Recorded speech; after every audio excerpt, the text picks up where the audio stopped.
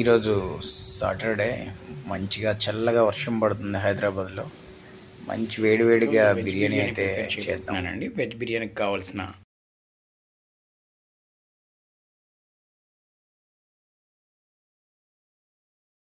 Carrot, tomato, పచ్చిమిర్చి, బంగాళదుంప అవన్నీ కట్ చేసి నీట్గా పెట్టుకోవాలండి. తర్వాత రైస్ని కూడా మీరు ఒక 3 సార్లు కడిగి పెట్టి ఒక పక్కన ఉంచుకోండి. ఇప్పుడు మనం ప్రాసెస్ స్టార్ట్ చేద్దాం.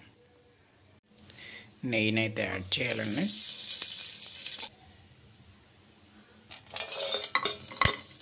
మసాలా ఐటమ్స్ను వేసుకోవాలి.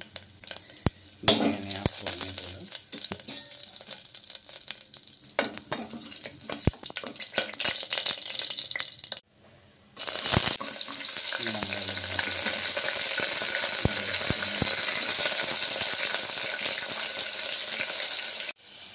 తగినంత సాల్ట్ కూడా వేయండి.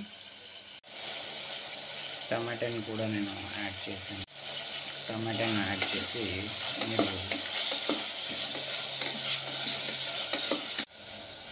ఒక 5 నుంచి 10 నిమిషాల వరకు లో ఫ్లేమ్లో బాగా ఫ్రై అయ్యాక మనం రైస్ వేసి మనం కాసేపు జస్ట్ ఫ్రై చేయాలండి.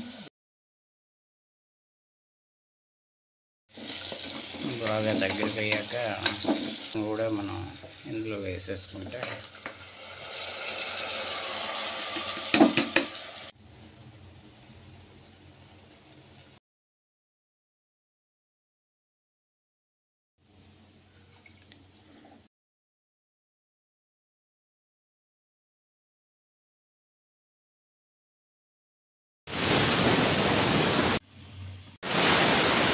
నేనైతే పెరుగు చట్నీ రెడీ చేసి ఉంచానండి.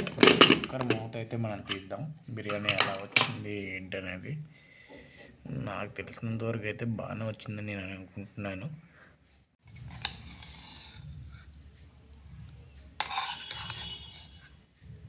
వచ్చిందండి.